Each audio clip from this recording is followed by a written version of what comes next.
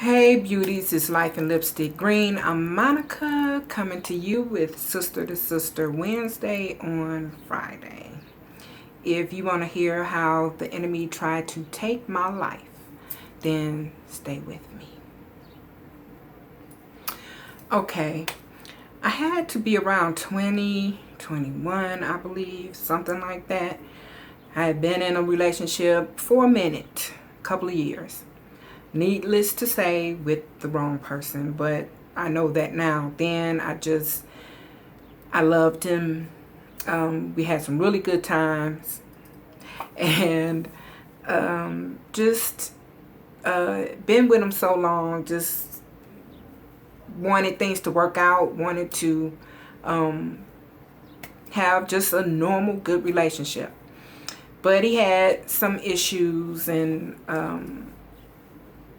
there was a lot of back and forth, and they could be really, the bad was really bad and the good was extremely good, and I just got tired.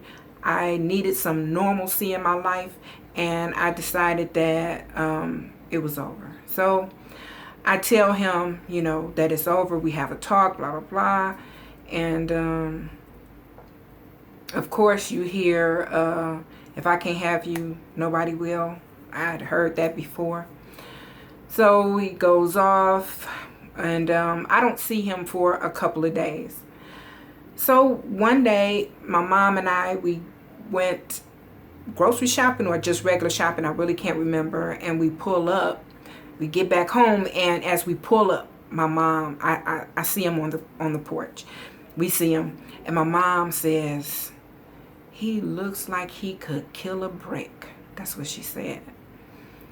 And I'm like, yeah, well, we go on and we get the stuff out the car, and we walk up on the porch, and he's like kind of helping us, and he speaks, and my mom speaks, and they little chit chat, and I don't want to piss him off right away, but I don't want to embrace him and have him think that we're all good. It's gonna be another makeup, because it's not. So I'm thinking as I'm moving to keep it cool. And we go in, and I put up the stuff, or I don't know, I think maybe even started cooking a little bit. I'm not sure. But I know that time is going by. Hours have gone by. And he's in my room, and he's just posted up there. And I'm like, look, can you please just leave? We're not getting back together. Nothing you can say is going to work this time. I'm just done, and I need you to leave. And he kind of just looks at me, with this look. And I'm not finna go there, so I just leave out. Mind you, I'm not scared. I just don't want the confrontation. I don't want to go through that. I had enough of that. It wasn't normal for me to be going through that. I never saw my parents do any fighting and all of that kind of stuff. And now I'm in this relationship where that kind of thing is going on. And I am not the type of woman to cower in a corner. And maybe I should have, but I just couldn't do it. That wasn't me. It's like, let's go, let's go. I'm going to defend myself. I'm not going to start it. I'm not going to edge it on. But if you're coming at me, and I know he would come at me with everything he had, I had to be thinking, and I had to be ready. And I was, for the most part. But anyway, it's still bad, because nobody wants to go through that. It was a whole new world, okay? But anyway, time goes by. Now, I never see him leave the room.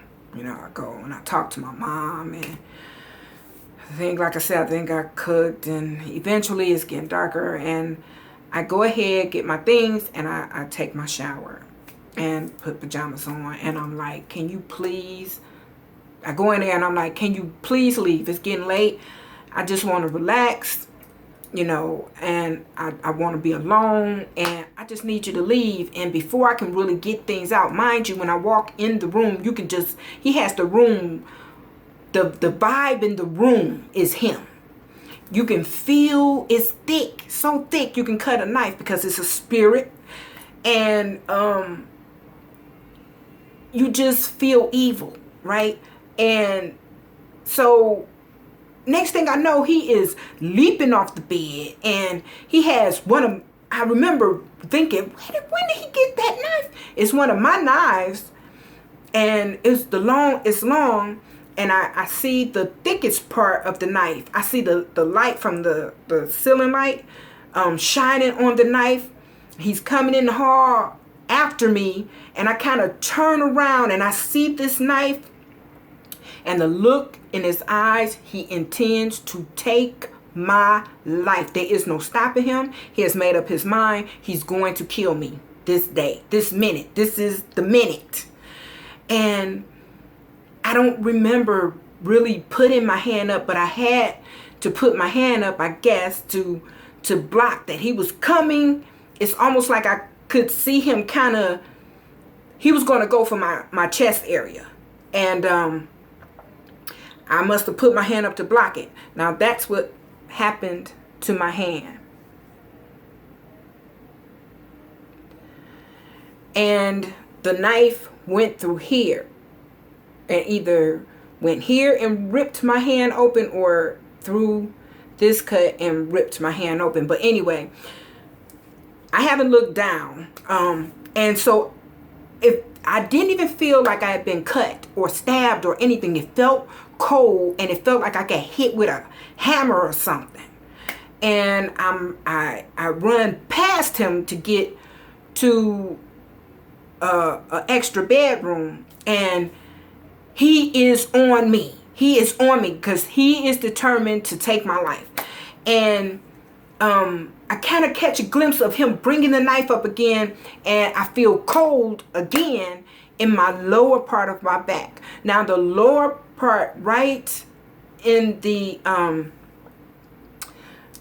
small of my back, I have a small mark that looks like this. The knife goes down into my flesh, and it nicks a nerve in my back, which gave me a lot of problems. But anyway, I go into the room, and I'm holding the door, and he's going ballistic. And I know that I have to hold this door with all my might, or he's going to come in this room and he's going to kill me. He's going to kill me if this door opens. So I'm praying, Lord, help me hold this door. I got my shoulder up against it. I have the doorknob so he can't. And I'm holding this door, but he's like, it's opening every now and then. And I hear my mom's voice, and I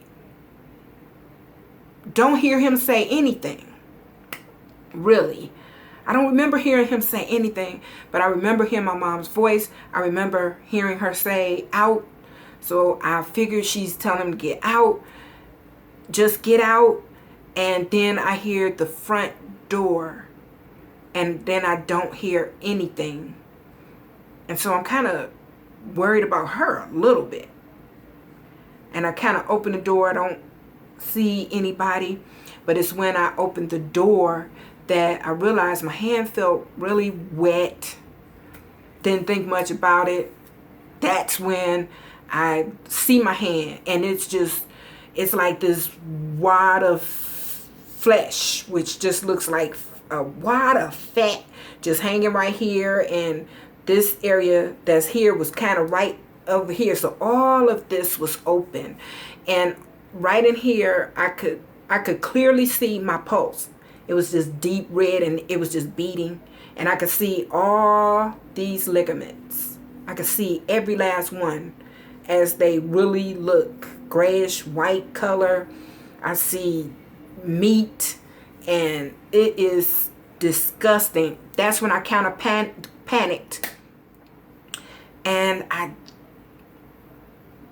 the next thing I remember is running to my neighbor's house, and I remember her letting me in, and she started running cold. I was bleeding so bad, and she ran cold water over my hand, and it burned so bad till I just could barely breathe. It burned so bad. And I don't know who called the ambulance. But the ambulance got there. I got in, and they took me to receiving. It happened the night that some of you that live here in Michigan, if you can remember years ago, like I said, I'm 50, and I was like 2021. There was a bunch of teenagers got into a really bad accident on Belle Isle. A few of them died, and a lot of them were hurt. It was that night because they were bringing those kids in, and I remember that. But anyway, needless to say, thank you, Jesus. The enemy's attempt was not successful. My Lord and Savior stepped in and saved my life, shielded me, guarded me from what could have happened, even though what happened was really bad. You know, I had the hand injury, I had the lower back stabbing injury. Yeah, they stitched me up, and I went through some things, but you know, I just want to kind of end it right here. I'm going to come back on and do a sister to sister Wednesday really soon. You know what? While I was recording this, I was trying not to clap my hands like when I talk. Sometimes when things are kind of intense to me, I'll do that, and I don't want to do that. But anyway, I hope you didn't hear a lot of that. I hope I didn't do it. I can't even remember. But I'm going to end right here. I'm going to come back and do a sister to sister Wednesday, and tell you about, not only did the enemy try to take my life, he was unsuccessful, but he tried to stop one of the plans that God had for my life, to hinder my journey. I want to tell you that when it comes to this hand and the back situation. So this is where we end it, and thank you for spending time with me, beauties. And please, if you watch this video, give me a thumbs up, comment, ask me any questions. I always respond the best I can. And subscribe and hang out with me some more. I look forward to spending some more time with you, beauties. And be blessed, and I'll talk to you soon.